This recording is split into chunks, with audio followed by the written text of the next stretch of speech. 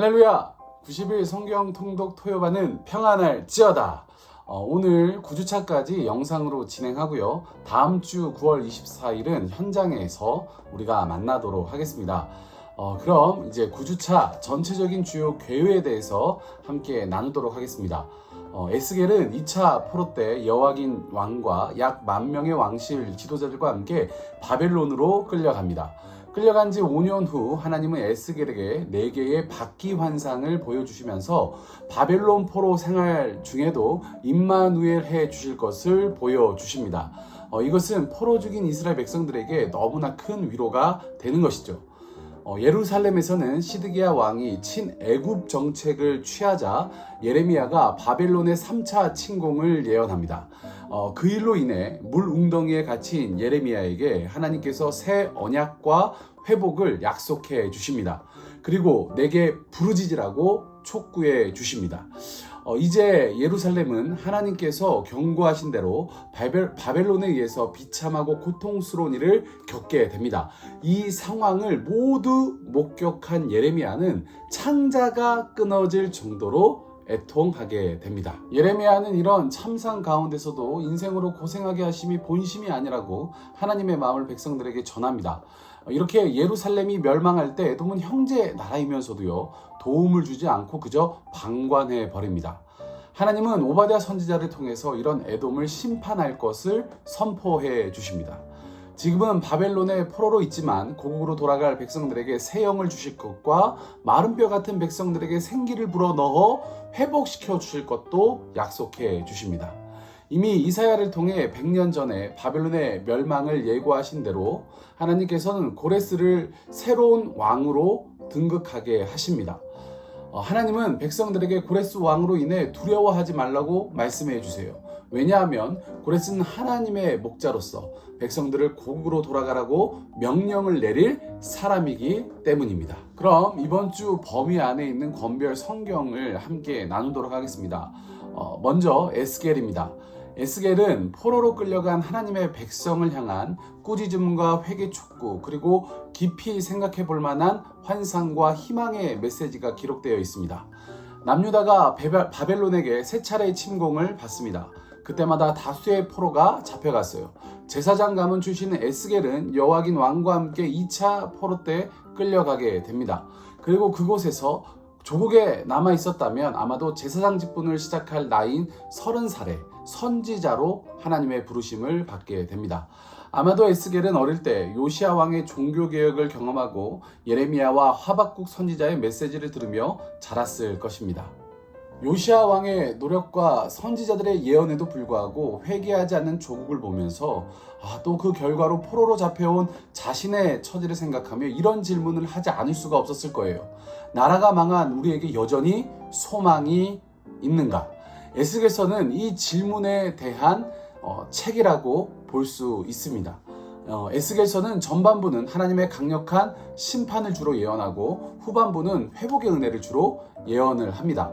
먼저 전반부에서는 에스겔은 다른 선지자들보다 더 많은 비유와 상징 행위를 통해 메시지를 전합니다. 이 비유와 행동은 대부분 유다의 극심한 죄와 그에 대한 심판으로 인해 예루살렘이 멸망하게 될 것을 경고하는 것입니다. 후반부는 심판의 경고가 강력했던 것만큼이나 회복의 말씀도 아주 강력하고 풍성하게 선포합니다. 특별히 이 회복의 예언들은 메시아를 통하여 이루어질 회복을 강조하고 있습니다. 다음은 예레미야 애가입니다. 예레미야 애가는 예루살렘이 멸망하고 백성이 포로로 끌려가는 것에 대한 예레미야의 슬픔이 담겨 있습니다. 예루살렘이 얼마나 처참하게 파괴되었는지 열왕기하 25장에 잘 기록이 되어 있습니다. 예루살렘 성전이 불타고 성전의 성물들이 노략을 당하고요. 가장 가난한 계층을 제외한 많은 사람들이 포로로 끌려가게 됩니다.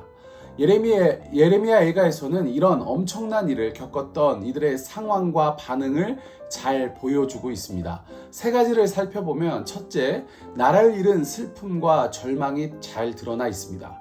절망적인 현실을 바라보는 시인의 슬픔을 잘 표현합니다. 이들의 슬픔은 단지 예루살렘이 멸망하고 포로로 잡혀가는 외적인 어떤 처참함 때문만은 아니었습니다. 이들은 하나님이 우리 편이라고 생각하고 있었는데 다름 아닌 바로 그 하나님께서 이 일을 주도하셨다라는 인식 때문에 더 절망하고 있습니다. 두 번째는 예레미야 애가에서는 진단과 처방이 잘 기록되어 있습니다. 우리 몸에 문제가 생겼을 때에도 진단을 제대로 해야 치료도 제대로 할 수 있잖아요. 예레미야 애가는 예루살렘 성의 함락 원인을 정확하게 지적을 합니다. 또한 여호와께로 돌아가는 것이 유일한 회복의 길임을 제시해 줍니다.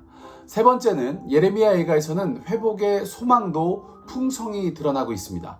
어떠한 상황에서도 여호와께 돌아가기만 하면 여호와 하나님을 기다리는 자들에게나 구하는 자들에게 우리 하나님은 선하시다라는 확신을 표현해 줍니다. 마지막으로 오바댜입니다. 오베다는 에돔에 대한 심판과 소망을 기록한 책입니다. 에돔이 어떤 죄를 지었기에 심판을 받느냐? 첫째는 그들의 교만 때문입니다. 두 번째는 형제에 대한 악행이었습니다. 그것은 이스라엘 백성을 그냥 방치해 뒀다라는 거예요. 이런 죄악 때문에 오베다는 에돔에 대한 강력한 심판을 선포합니다. 그러나 이것으로 끝나는 것이 아니라 에돔을 향한 여전히 소망을 이야기해 주죠. 무너졌던 다윗의 장막이 재건되는 것을 통해 남유다와 북이스라엘 회복뿐만 아니라 에돔으로 대표되는 모든 이방 나라들도 회복될 것을 선포합니다. 에돔처럼 희망이 보이지 않던 나라가 이방 나라의 대표가 되어 회복의 이름이 올라가는 것이죠. 이것은 지구상에 있는 어떠한 민족도 어떠한 사람도 이 구원의 역사에서 배제되지 않는다라는 것을 상징적으로 우리에게 보여주는 것입니다. 이번 한 주도 성경 통독을 통해서 큰 은혜가 있을 줄 믿습니다. 특별히 선지자들의 메시지에서 하나님의 공의와 심판의 메시지, 그리고 사랑과 회복의 메시지가 함께 있음을 주의하면서 읽어보시길 바랍니다. 마치 사랑하는 자녀가 돌아오길 원하는 부모의 심정이 느껴질 것입니다. 여전히 포기하지 못하는 것이죠. 또한 그 가운데서도 예수 그리스도를 통한 구원의 역사를 계획하시고 진행해 가시는 하나님의 놀라운 계획을 발견해 보시길 바랍니다. 끝으로 선지자 예레미야가 심판의 현장에서 백성들을 고생하게 하는 것이, 그렇게 아프게 하는 것이 하나님의 본심이 아님을 선포해야 하는 심정이 어땠을지, 나는 하나님을 불신하는 이 시대에서 여전히 하나님의 사랑을 이야기하고 있는지 우리 스스로 예레미야를 한번 보면서 점검해보는 시간이 있기를 축복합니다. 그럼 이번 한 주도 말씀 통독을 통해 큰 은혜를 누릴지어다. 90일 성경 통독반은 평안할지어다. 다음에 우리 현장에서 만나도록 하겠습니다. 할렐루야! 할렐루야! 90일 성경 통독 토요반 여러분, 지난주 이벤트에 많은 분들이 동참해 주셨습니다. 무려 24분이나 되시는 분들이 동참을 해 주셨는데 이번 주도 이벤트를 진행하려고 합니다. 이번 주 이벤트는 한 주간 묵상하고 통독했던 것들 중에 기억에 남는 성경 구절과 본인 이름을 댓글로 달아주시면 됩니다. 그래서 투표는 추첨은 언제 하냐면요, 다음 주 현장 강의 시간에 즉석에서 추첨을 하도록 하겠습니다. 물론 지난주에 댓글을 달아주셨던 분들과 함께 또한 이번 주에 작성해 주시는 분들 동일하게 이제 넣어서 진행할 건데, 지난주도 하고 이번 주도 해도 되냐? 예, 해도 됩니다. 그러면 투표함에 나의 이름이 2개가 들어가는 거겠죠. 그러면 확률이 더 업될 겁니다. 그래서 그렇게 투표 진행을 할 거니까 여러분 많이 참여해 주시길 바라고요. 그리고 통독하는 가운데 많은 은혜들이 있기를 간절히 축복합니다. 그러면 다음 주에는 현장에서 우리가 만나는 걸로 하겠습니다. 그러면 평안할지어다.